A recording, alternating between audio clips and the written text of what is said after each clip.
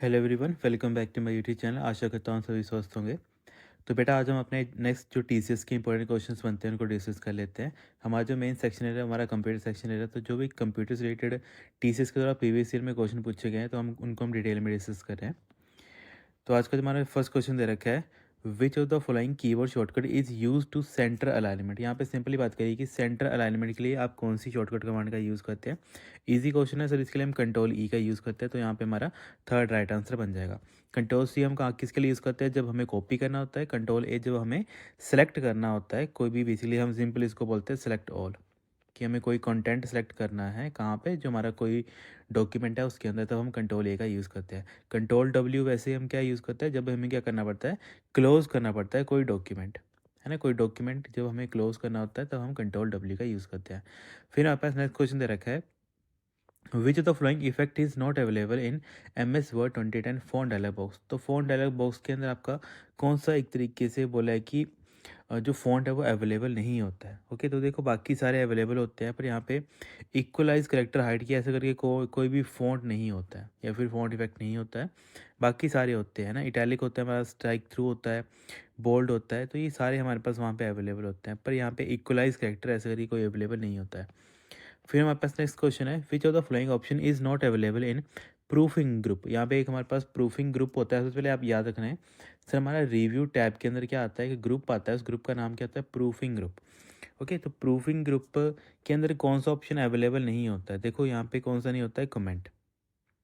ठीक है, तो यहाँ पे नोट लिखा है, तो यहाँ पे क्या बन जाएगा आपका राइट आंसर, यहाँ पे थर्ड आपका राइट आंसर बन जाएगा कि जो हमारा कमेंट ऑप्शन होता है वो हमारे प्रूफिंग ग्रुप के अंदर नहीं होता है, क्योंकि एग्जाम में काफ़ी बार पूछा गया है। तो आपने क्या करना है, इसको अच्छे ढंग से कॉपी पे नोट करके लिख लेना है।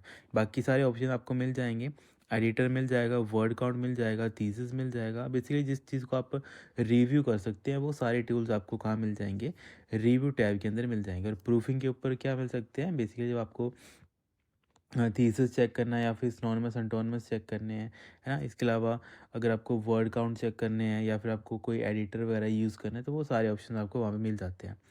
फिर हमारे पास नेक्स्ट क्वेश्चन दे रखा है, text editor and text formats belong to which category of computer. Basically जो हमारे पास टेक्स्ट एडिटर होते हैं और या फिर टेक्स्ट फॉर्मेट्स होते हैं, जैसे आपने सी लैंग्वेज का जो लेक्चर नंबर 1 देख लिया होगा, तो वहाँ पे मैंने आपको एक चीज़ बताई है कि जब भी आप कोई अपना सी का कोड लिखेंगे तो आप किसी ना किसी टेक्स्ट एडिटर के अंदर लिखेंगे, है ना। टेक्स्ट एडिटर के अंदर जैसे मैं सिंपली बोला, या फिर आप नोट पैड यूज़ कर लो ईजिली।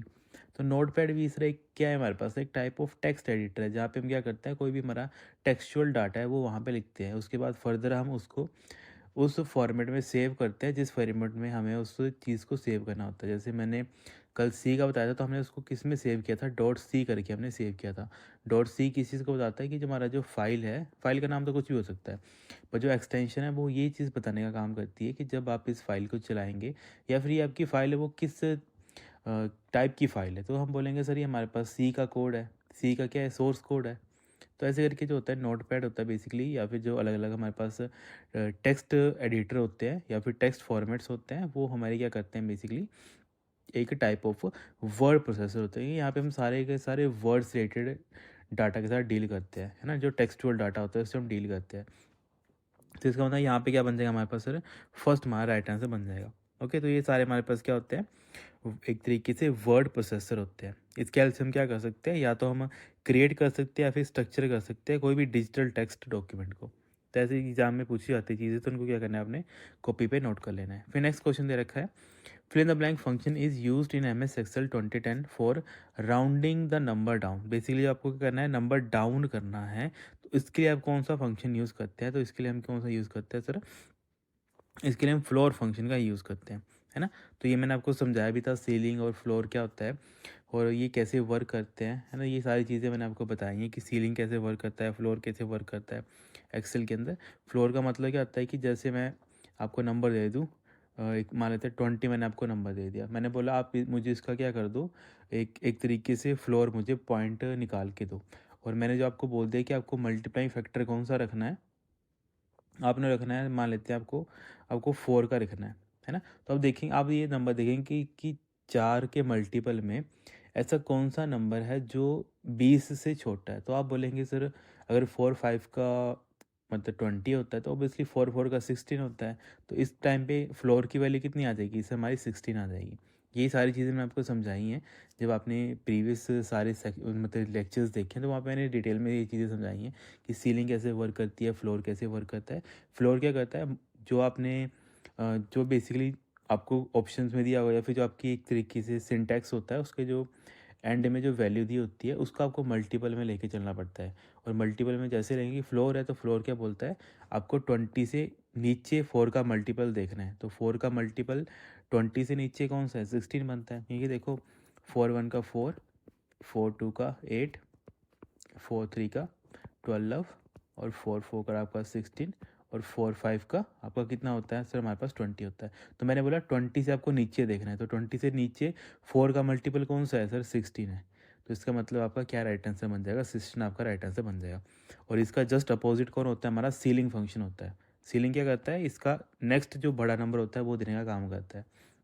जैसे वही एग्जांपल लेते हैं कि 20 है और कोमा मैंने 4 करके आपको दे दिया, तो आप बोलेंगे कि सर अगर 4 5 का 20 होता है तो 4 6 का कितना होता है, 24। तो सीलिंग में इसका राइट आंसर कितना बन जाएगा, 24 का राइट आंसर बन जाएगा।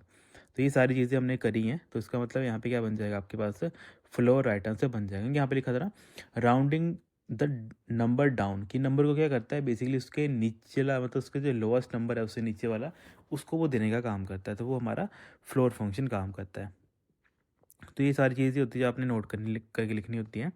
फिर नेक्स्ट क्वेश्चन है हमारे पास, in Gmail what do you use when you receive a message and when you send the new message to the original sender and all the other recipient on the to and CC line. इसका मतलब क्या आता है, इसको हम क्या बोलते हैं, रिप्लाई ऑल। इसका मतलब क्या होता है बेसिकली, क्या ऐसे आप ऐसे समझ लो, आपने क्या किया, हमें मेल किया, सपोज कर लेते हैं, है ना, जैसे कई बच्चे मेल करते हैं टेस्ट सीरीज़ की रिगार्डिंग। तो मान लेते हैं आपने क्या किया, आपको एक मैसेज रिसीव हुआ किसी कैंडिडेट से। मान लेते हैं कि जैसे बच्चे मेल करते हैं टेस्ट सीरीज़ की रिगार्डिंग, तो बच्चे ने, मान लेते हैं किसी एक बच्चे ने मेल कर दिया, उस बच्चे ने मेल कर दिया कि सर हमें क्या करनी है, टेस्ट सीरीज़ ज्वाइन करनी है। तो उसने हमें मेल किया, उसमें बाकी सारी जो चीज़ें थी उसने मेंशन कर दी। इसके अलावा उसने हमें तो भेजा और साथ में अपने जो फ्रेंड्स थे उनका भी मेल ऐड कर दी, कि उसने बोला कि मेरे जो फ्रेंड्स हैं उनको भी वो सीरीज़ ऐड करनी है। तो उसने अपने फ्रेंड ए का और फ्रेंड टू का भी यहाँ पे मेल ऐड कर दिया। तो इसको हम बोल देते हैं कार्बन कॉपी, सीसी बोल देते हैं।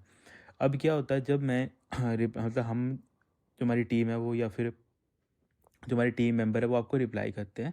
तो वो कैसे रिप्लाई करते हैं, जैसे मान लेते हैं समीर आपको रिप्लाई करता है ना, जब आप टेस्ट सीरीज़ लेते हैं तो समीर आपको कैसे रिप्लाई करता है, या तो आपको इंडिविजुअल रिप्लाई करेगा, या तो अगर ग्रुप ऑफ मैसेजेस इकट्ठे आए हैं, या फिर जैसे इस टाइप की मेल आई है जहाँ पे एक तो आपकी मेल है प्लस आपके जो फ्रेंड्स हैं उनकी मेल भी आपने, उसने साथ में आपके फ्रेंड ने आपको ऐड किया उसमें, उसको बोलते हैं कार्बन कॉपी, सीसी किया आपके फ्रेंड ने आपको भी, है ना। तो इससे क्या होता है बेसिकली, जब आपकी इस टाइप की जो मेल होती है, तब जब हम इसको रिप्लाई करते हैं, तो रिप्लाई होने का मतलब क्या है, एक तो रिप्लाई आपको जाएगा जिसने मेल की है, ओरिजिनल आप हो, ओरिजिनल सेंडर। इसके अलावा आपने जिसको सीसी किया था, तो सीसी में आपका, आप और आपका दोस्त, मान लेते हैं आपका दोस्त कोई एक, आपका दोस्त कोई दो।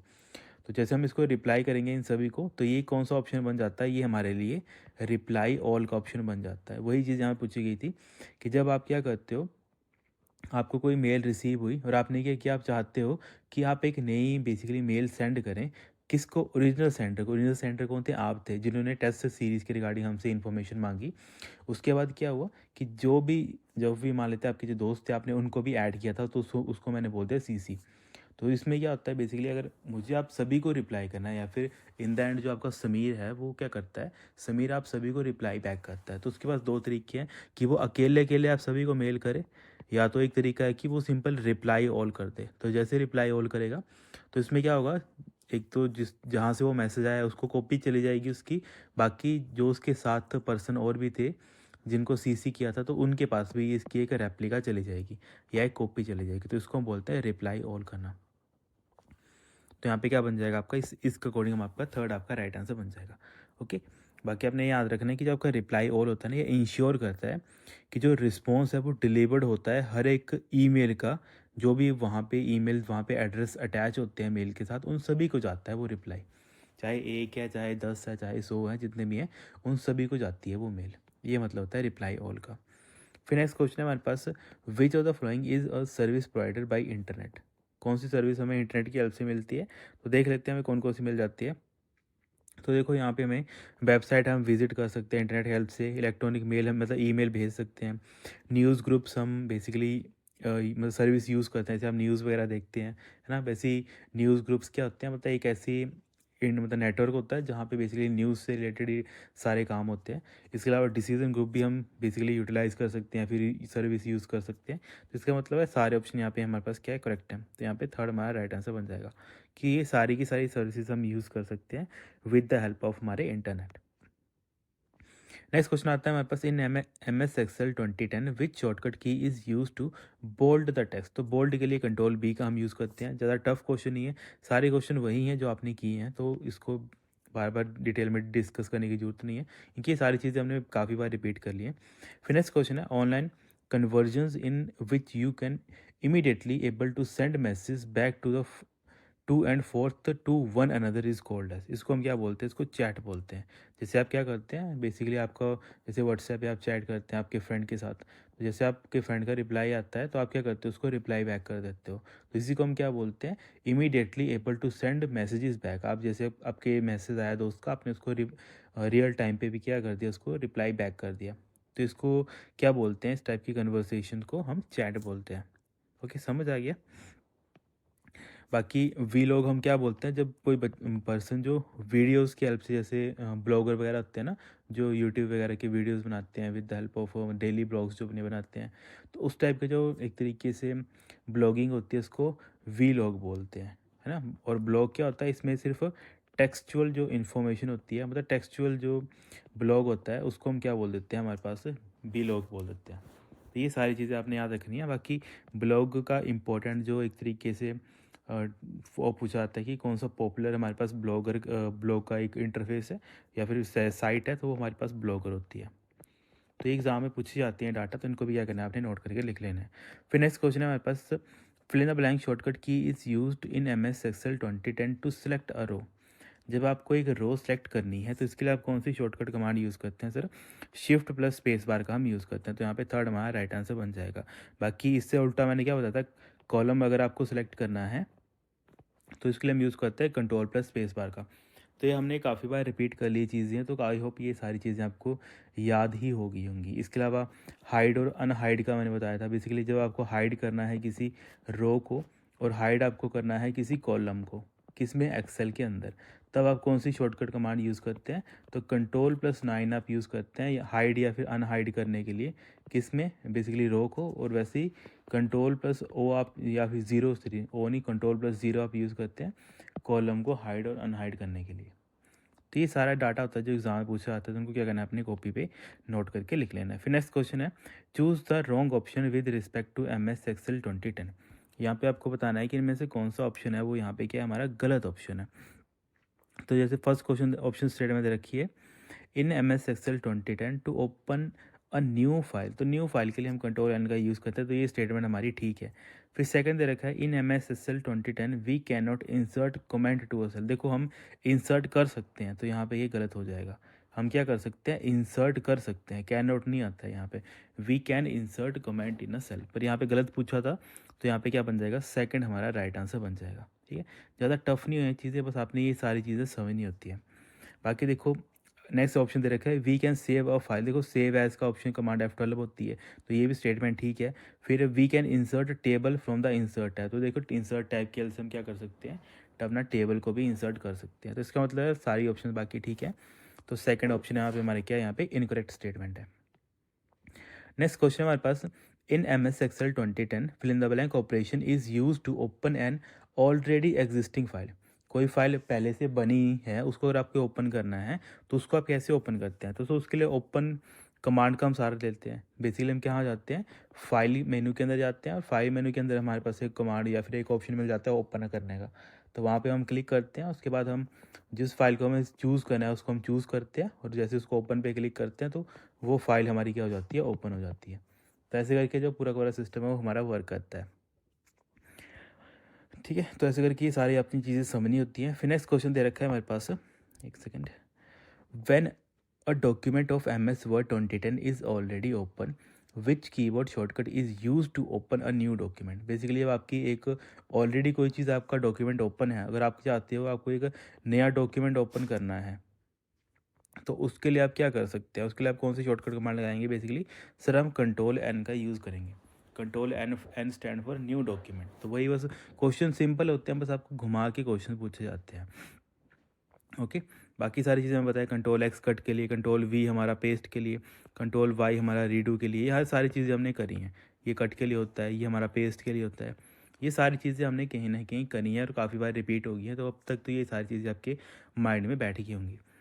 फिर नेक्स्ट क्वेश्चन है हमारे पास, which of the following keyboard shortcut is use to start a new line. जब आपको नई लाइन स्टार्ट करनी है, किस में, सेम सेल के अंदर। जब आपके एक्सेल की है, जब आप शीट से कभी यूज़ करेंगे इन फ्यूचर, तो मैं मान लेते हैं, मैंने आपको बोला कि आप क्या करो बेटा, यहाँ पे कुछ डाटा लिखो और अगला जो डाटा है वो इसी सेल के अंदर एक नई लाइन में लिखो। मतलब कुछ गैप, दोनों के बीच में एक गैप आ जाए, ठीक है, एक गैप आ जाए दोनों के बीच में। तो इस गैप को यूटिलाइज़ करने के लिए या फिर यूज़ करने के लिए आप कौन सी शॉर्टकट कमांड का यूज़ करते हैं, तो आप बोलेंगे सर उसके लिए हम अल्ट प्लस एंटर का यूज़ करते हैं। आपने हमें बताया हम किसका यूज़ करते हैं, अल्ट प्लस एंटर का। तो अल्ट प्लस एंटर को, क्योंकि यहाँ पे सिंपल लिखा था ना, start a new line with a same cell in a M S Excel. पर यही अगर मैं आपसे घुमा के पूछ लेता कि बेटा आप मुझे बताओ ऐसी कौन सी शॉर्टकट कमांड होती है एक्सेल के अंदर जिससे मैं क्या कर सकता हूँ, फोर्स कर सकता हूँ हार्ड लाइन ब्रेक। ओके, इसको आप ऐसे लिख सकते हो कि फोर्स कर सकते हैं, क्या फोर्स कर सकते हैं सर, हमें hard line break. Hard line break हम क्या कर सकते हैं, फोर्स कर सकते हैं, जिससे क्या हो सकता है, एक ही सेल के अंदर हम मल्टीपल एंट्रीज कर सकते हैं। ओके, जैसे मान लेते हैं यही आपका एक सेल है, इस सेल के अंदर आपने एक डाटा लिखा, कुछ भी डाटा लिखा, दिस इज़ माई, इसके वजह से आप यहाँ पे पहुँचे, तो मैंने बोला आप अगली लाइन यहाँ से लिखना स्टार्ट करो। ठीक है, दिस इज ऐसे करके, मतलब यहाँ से कंटिन्यूस ना चले, आप क्या करोगे, ये डाटा अगली लाइन से स्टार्ट हो। तो इसके लिए आप कौन सी शॉर्टकट कमांड यूज़ करेंगे, अल्ट प्लस एंटर का आप यहाँ पे क्या करेंगे, यूज़ करेंगे। तो ये सारी चीज़ें होती हैं जो एग्ज़ाम में पूछी जाती हैं, तो इनको क्या करना है आपने, जिन्होंने नहीं लिखा है वो नोट करेंगे, बाकियों के लिए तो चलो रिवीजन है, जिन्होंने पहले से ये चीज़ें पढ़ी हैं और जो स्टार्टिंग से बच्चे पढ़ रहे हैं तो उनको तो ऑब्वियसली ये सारी चीज़ें अब याद होगी होंगी। नेक्स्ट क्वेश्चन है हमारे पास, in M S Word 2010 which shortcut key is use to delete a character to the right side. देखो, किसी भी करेक्टर को राइट साइड से डिलीट करने के लिए हम कौन सी शॉर्टकट कमांड का यूज़ करते हैं, डिलीट का यूज़ करते हैं। क्योंकि यहाँ पे करेक्टर लिखा था ना, तब हमने डिलीट यूज़ किया। और वही अगर मैं आपसे मैंने ये बोल देता कि आपको यहाँ पे वर्ड डिलीट करना है, करेक्टर ने एक शब्द आपको हटाना है, तो शब्द के लिए हम कौन सी यूज़ करते हैं, फिर बेटा हम कंट्रोल प्लस डिलीट का हम यूज़ करते हैं। ठीक है, ये सारी चीज़ें हमने पढ़ी हैं कि सर अब अगर हमें सिंगल करेक्टर डिलीट करना है तो हम सिंपल डिलीट की का यूज़ करते हैं, और जब हमें एक वर्ड डिलीट करना होता है तो हम कंट्रोल प्लस डिलीट का यूज़ करते हैं। ये सारी चीज़ें आपने क्या की हैं, बेसिकली सारी चीज़ें पढ़ी हैं आपने, है ना, इनको क्या करना है, आपने नोट करके लिख लेना है।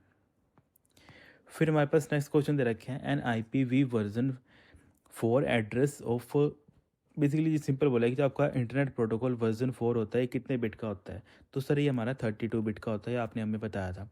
जैसे फॉर, और ये कितने ऑक्टेट का होता है, बेसिकली जो हर एक ऑक्टेट होता है वो 8 बिट का होता है, और बेसिकली हमारे पास 4 ऑक्टेट होते हैं, है ना। जैसे आप कभी IP एड्रेस देखेंगे तो आप देखेंगे कि जो आपका IP एड्रेस होता है वो क्या होता है, बेसिकली ऐसे 4 बॉक्सेस में लिखा होता है, या फिर सिंपली आप बोलो कि आपको वो 4 उसमें दिखता है।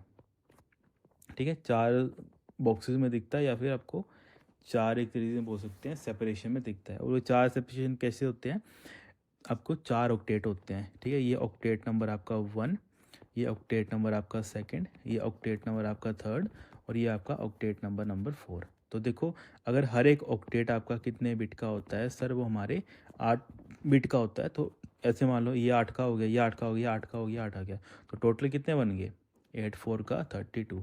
तो तभी हमारा जो IPv वर्जन 4 होता है वो कितने बिट का होता है, 32 बिट का होता है। और क्योंकि हर एक जो ऑक्टेट होता है वो कितने बिट का होता है, सर वो हमारे 8 बिट का होता है। तो ये सारा इन्फॉर्मेशन ऐसी होती है, एग्ज़ाम में पूछी जाती है, तो इनको क्या करना है, अपने कॉपी पे नोट करके लिख लेना है। बाकी देखो और क्या क्या, अगर इसका एग्जांपल ले लूँ तो एग्जांपल में आप ऐसे लिख लें 192, और यहाँ पे पॉइंट तो लगा ही है, तो 192 पॉइंट कुछ भी ले लेता हूँ, 168.2.3 ऐसे करके ले लेता हूँ। तो ये मेरा क्या बन गया कि एड्रेस बन गया, है ना। तो ये हमारे पास अलग एड्रेसेस होते हैं, class A, class B, class C, class D और क्लास E, है ना। तो ये सारे हम पढ़ते हैं IPv वर्जन 4 में। इसके अलावा हमारे पास IPv वर्जन 6 होता है, तो वहाँ पे हमारे पास 128 कैरेक्टर्स आते हैं, बेसिकली या फिर बोल सकते हैं 128 बिट आते हैं। पर ठीक है, तो ये सारा इन्फॉर्मेशन ऐसी होती है जो आपने क्या करनी होती है, कॉपी पे अपनी नोट करनी होती है। फिर हमारे पास नेक्स्ट क्वेश्चन दे रखा है, in M S Excel 2010 fill in the blank looks up value in reference or array. तो बेसिकली जो कौन सा ऐसा फंक्शन होता है जो क्या करता है, वैल्यूज़ को क्या करता है, वैल्यूज़ को रेफरेंस देता है। ठीक है, क्योंकि यहाँ पे लिखा है ना look up the value in reference. ठीक है, बेसिकली क्या करता है, आपको रेफरेंस प्रोवाइड करता है। तो रेफरेंस के लिए कौन सा आपका राइट आंसर बनता है और आपको वो कैसे प्रोवाइड करता है, in the form of array. तो वो कौन सा फंक्शन होता है, तो सर वो हमारा मैच फंक्शन होता है। आप सिंपल आप ऐसे बोलते हैं। ठीक है, तो वो कौन सा फंक्शन होता है, आपका मैच फंक्शन होता है। तो यहाँ पे क्या बनता है, आपका फर्स्ट आपका राइट आंसर बन जाएगा। क्योंकि मैंने क्या बोला था कि जब भी मैच फंक्शन वो वर्क करता है, वो क्या करता है, आपको रेफरेंस रिटर्न करता है। सपोज कर लेते हैं मेरे पास डाटा पड़ा है 10, 20, 30 एंड 40, और मैंने आपको बोल दिया कि मेरे पास एक सेल है, इसके अंदर डाटा मुझे 30 ढूंढना है ना। तो इसको मैंने 30 को कहाँ पे डाल दिया, मैंने डाल दिया मैच फंक्शन के अंदर। मैंने क्या यूज़ किया, equal to match. Match function के अंदर मैंने बोल दिया कि मुझे 30 को ढूंढना है। 30 को ढूंढना है, कहाँ से ढूंढना है, कौन सी रेंज है मेरी, तो मान लेते हैं मेरा A1, A2, A3 और A4। तो मुझे कहाँ ढूंढना है उसको, A1 से लेकर A4 के अंदर उसको ढूंढना है। और उस मुझे क्या चाहिए, उसका एग्जैक्ट मैच चाहिए। तो इसके लिए हम कौन सा सिंबल यूज़ करते हैं, तो सब इसके लिए हम ज़ीरो यूज़ करते हैं, वो आपने हमें बताया था। ठीक है, A1 से A4, और इसके लिए हम ज़ीरो का यूज़ करते हैं। तो ये जब हमने इस टाइप का मैच फंक्शन लिख लिया, तो मुझे आउटपुट में कितना मिलेगा, मुझे आंसर में कितना मिलेगा, मुझे आंसर में मिलेगा 3। 3 क्यों मिलेगा, क्योंकि जो हमने एरे दिया है, ये पूरी की पूरी जो हमने इन्फॉर्मेशन इसको दी है, ये जो पूरी पूरी हमने एक इन्फॉर्मेशन दी है इसको, आपको जो ये 30 है वो इस इन्फॉर्मेशन के अंदर ढूंढना है, या फिर इस इन बॉक्सेस के अंदर आपको ढूंढना है, या फिर इन रेंज के अंदर आपको ढूंढना है। जैसे आपको अच्छा लगे, आपको बस चीज़ समझनी है। तो आप बोलेंगे सर ये हमें कहाँ पे मिलता है, तो देखो 1, 2, 3, अच्छा तीसरे नंबर पे है जो आपको डाटा चाहिए, तो इसने मुझे आउटपुट में कितना दे दिया, 3 दे दिया।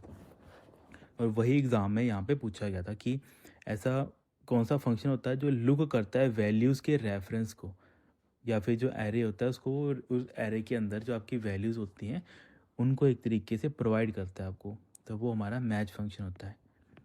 फिर हमारे पास नेक्स्ट क्वेश्चन दे रखा है, fill in the blank can easily be spread to computer connected to internet. Such attack may cause your system to crash और your important data may be deleted। तो ये क्या होते हैं बेटा, ये आपके सर वायरस होते हैं।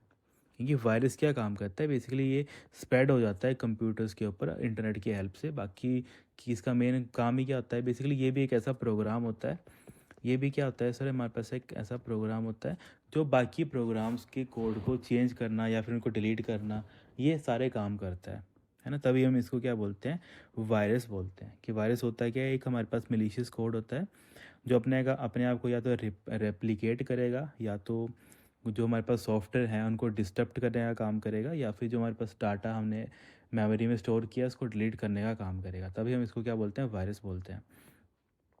नेक्स्ट क्वेश्चन हमारे पास था, fill in the blank field in an email indicates the purpose of that email. कि कौन सी ऐसी फील्ड होती है जो हमें उसका पर्पस बताने का काम करती है, तो सर वो हमारा सब्जेक्ट फील्ड होती है। क्योंकि बेटा मैंने आपको एक चीज़ समझाई थी कि जब भी आप हमेशा मेल करते हैं तो मेल में क्या होता है, सबसे पहले आता है टू, कि आप किसको भेज रहे हैं। जैसे आप टेस्ट सीरीज़ के लिए मेल करते हैं तो क्या करते हैं, आप हमारी मेल पे करते हैं इसको, है ना, ठाकुर@gmail.com आप इस पर मेल करते हैं। इसके अलावा इसके नीचे क्या आता है, फ्रॉम, कि वो हमें मेल कहाँ से आई है। तो यहाँ पे आपकी इन्फॉर्मेशन होती है, जैसे मान लेते हैं student@gmail.com। ठीक है, तो ये आपकी इन्फॉर्मेशन आ गई कि आपने हमें मेल दी है। उससे नीचे आप क्या लिखते हैं, उससे नीचे आप अपना सब्जेक्ट लिखते हैं। सब्जेक्ट में क्या लिखते हैं कि सर रिगार्डिंग टेस्ट सीरीज़, कि हमें क्या परचेज़ करनी है, टेस्ट सीरीज़ को परचेज़ करना है ना। तो आप ऐसे करके मेल करते हैं। तो देखो आप हमें इंडिकेट कैसे करते हैं कि आपका क्या पर्पस है उस मेल को करने का, तो वो हमें लगता है पता आपके सब्जेक्ट से, कि जो आपने वो सब्जेक्ट लिखा होता है उसको देख के हमें उसके बारे में पता लगता है। तो इसका मतलब है यहाँ पे क्या बन जाएगा, आपका फोर्थ राइट आंसर बन जाएगा, है ना। और फ्रॉम क्या होता है कि वो मेल कहाँ से आई है। तो फ्रॉम एक्चुअल में बोला जाता है सेंडर के लिए, हमेशा याद रखना है। जो मेल को भेजता है उसको हम फ्रॉम बोलते हैं। ठीक है, टू हम उसको बोलते हैं जिसको आप भेज रहे हो। ठीक है, ये वो रिसीवर होता है जिसको ये मेल एक्चुअल में जाएगी, तो वो हमारे पास क्या होता है, रिसीवर होता है। तो ये सारी चीज़ें ऐसी होती है जो एग्ज़ाम में कन्फ्यूज़ करती हैं, पर आपने कन्फ्यूज़ नहीं होना है, सारे पॉइंट आपने समझने हैं। नेक्स्ट क्वेश्चन है which of the following key is use to run spell check in MS Word 2010। तो स्पेल चेक करने के लिए हम कौन सी शॉर्टकट कमांड का यूज़ करते हैं? सर इसके लिए हम F7 का यूज़ करते हैं। तो यहाँ पे क्या बन जाएगा आपका? थर्ड यहाँ पे राइट आंसर बन जाएगा। तो ये सारा कुछ डाटा ऐसा होता है जो एग्ज़ाम में पता नहीं कितनी बार पूछा गया है, और एग्जामिनर ऐसे जानबूझ के ऐसे ऐसे क्वेश्चन डालता है घुमा फिरा के, ताकि वो आपको कंफ्यूज कर पाए। पर आपने कभी भी ना एग्ज़ाम में कंफ्यूज नहीं होना है। तो आपका मेन टारगेट यही रहना चाहिए कि सर हमें एग्ज़ाम में कंफ्यूज नहीं होना है, जो एग्ज़ामिनर हमसे डिमांड करी है वो हमें आना चाहिए।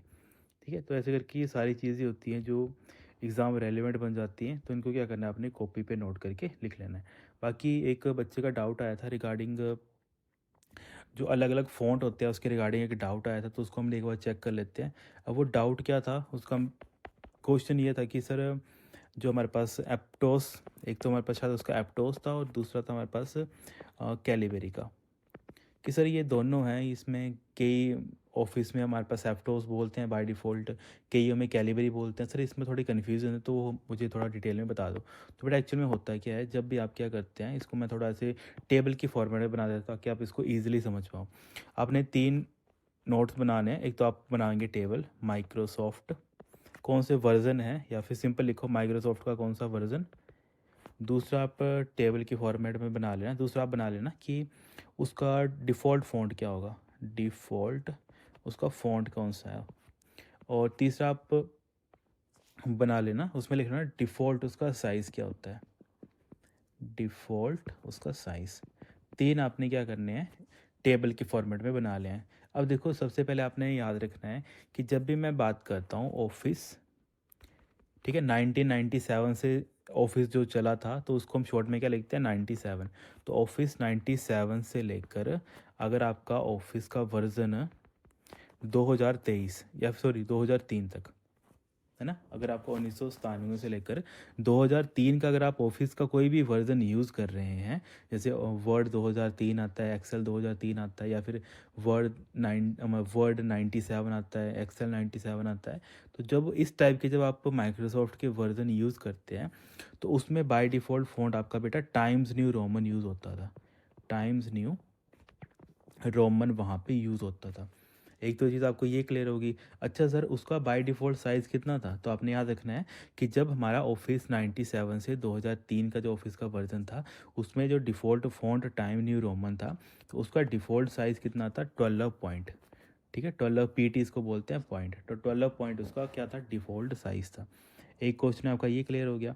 सेकेंड जो क्वेश्चन था, ठीक है, इसी का जो नेक्स्ट पार्ट है वो क्या था कि सर जब हम ऑफिस 2007 ओके से लेकर ऑफिस का आपका जो वर्जन है 2021 तक, समझ आ गया? ऑफिस 2007 से अगर 2021 की बात की जाए, जैसे एग्ज़ाम में अभी ऑफिस 2010 का पूछा जा रहा है, 2010 का पूछा जा रहा है, तो 2010 आपको पता है ना इन दोनों नंबर के बीच में आएगा, 2007 से लेकर 2021 के बीच में आएगा ना 2010 भी।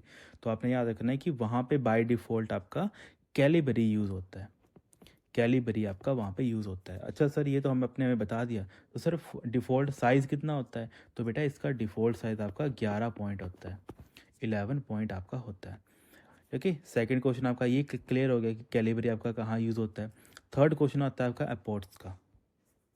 तो आपने याद रखना है, अगर मैं बात करूँ माइक्रोसॉफ्ट 365, ठीक है, 360 आपको पता है ना, एक मतलब एक क्लाउड बेस्ड मतलब आपकी ऑफिस का वर्जन है जिसके लिए आपको लाइसेंस लेना पड़ता है ना। तो ऑफिस 65 की बात कर लेते हैं, या फिर आपके ऑफिस 2024 की।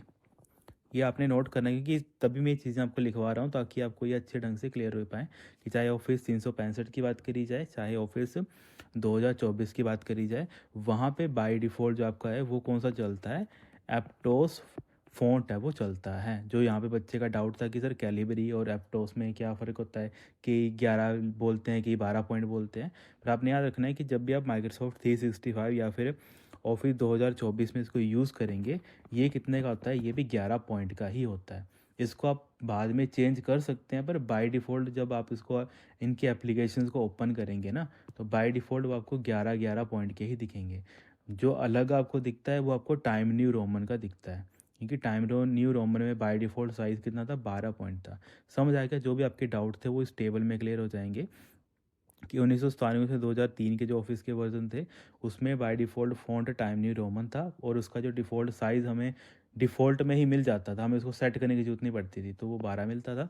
वैसे ही ऑफिस 2007 से 2021 के लिए कैलिबरी था, उसमें 11 पॉइंट थे। 2000 मतलब माइक्रोसॉफ्ट 365, और 2024 का जो ऑफिस का वर्जन था उसमें एप्टोस चलता है, और उसका जो डिफ़ॉल्ट साइज़ है वो आपका 11 आता है। तो ऐसे करके ये जो सारी इन्फॉर्मेशन है वो क्या करनी है, आपने कॉपी पे नोट करके लिख लेना है। इसके अलावा कोई और डाउट या आपके मन में कोई क्वेरी रहती हो तो वो सारी आप चीज़ें आप पूछ सकते हैं।